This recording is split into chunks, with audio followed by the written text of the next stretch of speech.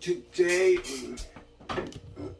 today I'm going to talk about documentary here, a review on Ronnie Wood.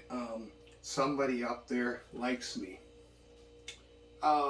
So this here's a documentary about his career, how he got into the music industry.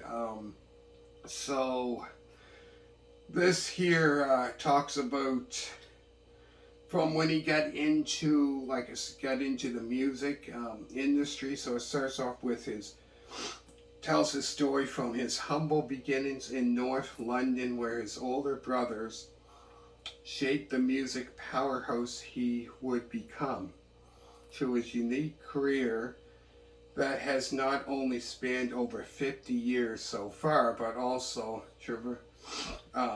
some of the musicians the world has ever known, including the Byrds, Jeff Beck, the New Barbarians, Rod Stewart, the Faces, and of course the Rolling Stones. So before he got into the Stones, I said, he played with the Byrds. Jeff Beck he played with. I believe that early, which showed the early bands, like the very first was the New Barbarians. And then later on he played with sometime in the 60s. I believe it was like sometime in the 60s he played with the Byrds. Then later on, it would have been around, I believe, about 67. And then Jeff Beck pretty much formed his own group, the Jeff Beck Group. And then he was talking about when he was with that band. And it would be him, the ones I know would be Jeff Beck. On lead guitar, Ronnie Wood, which I believe I'm not sure if he played, because he was talking about he played bass, but I'm not sure if it was on that band. Maybe it was. And then Rod Stewart was the lead singer from their very first two albums, their debut album and the second album after that. Then he left the band and started his solo career, which Ronnie Wood would be in the band off his first album from '69. And then later on, around 1969, 1970, that's when the Faces formed, which would be,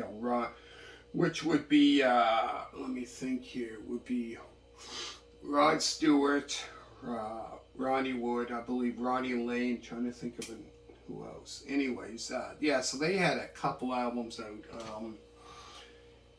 And then later on, I believe it was, then he was talking about, I believe it was like around, it could have been around the late, not sure if it was the late 60s. This was quite interesting, I found. I believe it was like the late 60s, early 70s, maybe around that time, when Ronnie Wood was talking to, I believe it was either Mick Jagger or Keith Richards, one of the Rolling Stones around that time, when he said to one of them that one of these days he will play lead guitar for the Rolling Stones, which I found was quite interesting. I had no idea like how he got into the Stones. Like all I know is he started with the Stones in I believe it was 1974. He joined the Stones around that time. Would have been after their album It's Only Rock and Roll came out, so it might have been like a couple months or whatever, in sometime in 74. So obviously it was after that album came out. But yeah, he said that too. It was either Mick Jagger or Keith Richards, one of them, that he will play lead guitar for them, because he said he'd seen the Stones back in, I believe it was like 64, 65. sometime around then, around the time when the Stones were around for a couple of years, which he's seen them in concert, and but yeah, he said that to either Mick Jagger or Keith Richards. I think it was one of them. To find out, which I found was really interesting. This is the interesting part, where I think it was Mick Taylor, who joined the Stones in 1969. So it was around 74, sometime in 74, where all of a sudden he just said to, I believe Mick Jagger, Keith Richards, or both of them, one or the other, that he said to them that he's leaving the Rolling Stones just like that. Just told them just like that. And I believe Ronnie Wood was there. And that's when, all of a sudden, that's when he became the lead guitarist. And that was in 74, and he's still with the Stones today. Very, very interesting how he got into the Rolling Stones. And he did say that before that, that he's going to play lead guitar one of these days, for the Rolling Stones. And it came true. Very, very interesting. And also it showed not just to do with music, but he's an artist as well, where he does portraits, and he did one portrait where I've seen on here of the Stones. Very, very interesting. Very, very talented. Not just a talented musician, but a talented artist. Where he paints. That's one thing I never did. I can draw with pencil. I've never painted before, but very, very talented. And also it said here, performing with friends, musicians. So he performed with other people as well. Imelda, I don't know how to pronounce that. Imelda May. So he performed with other people as well. And also it shows here bonus features, which includes live from the TIVOLI Theater in Wimborne, where he performed Johnny B. Good, Blue Feeling, in the studio, where he performed Half Man, Half Horse. Also, I talked about, when he had his first solo album, when that came out. His solo albums, the very first one came out around the time he joined the Stones in 74. And he would release other solo albums as well. Let me show you here, which I believe when he done his first solo album, he had Mick Jagger, I think Mick Jagger on it. He had Keith Richards on it, I believe, singing as well. Here's the booklet here.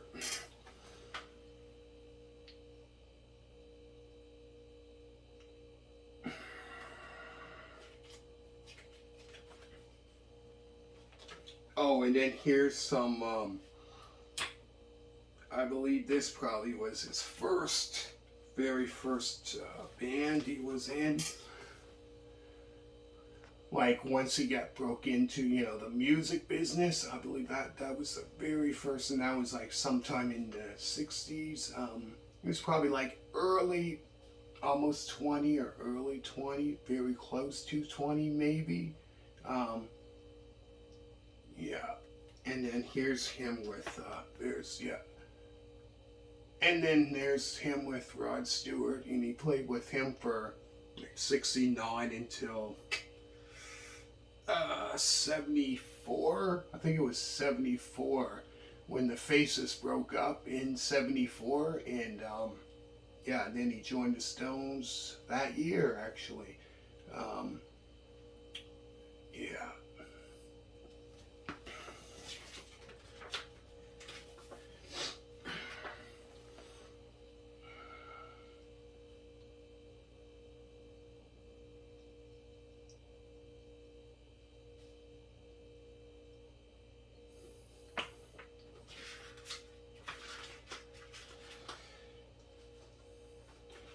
There's one of him painting.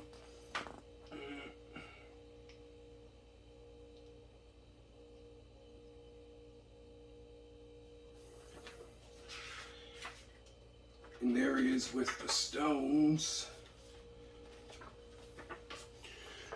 Which he's still with the Stones. 74, and he's in 1974 he joined them, and he's still with the Stones today. Yeah. Still with them today, to this day.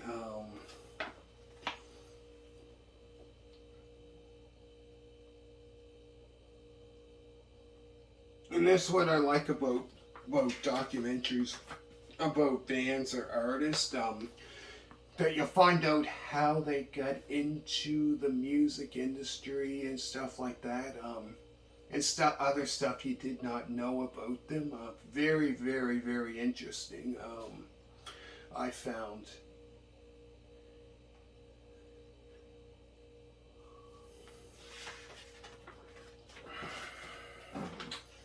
Yeah.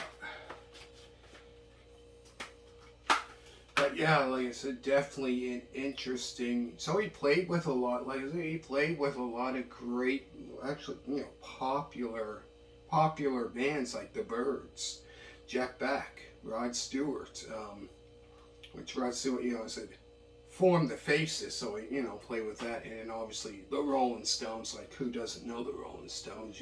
Right? But yeah, so he got pretty much very popular. I would say around probably the early '70s, about '71, I would say. But yeah, definitely a great, great documentary. Definitely for sure. Now that was very, very interesting stuff I did not know.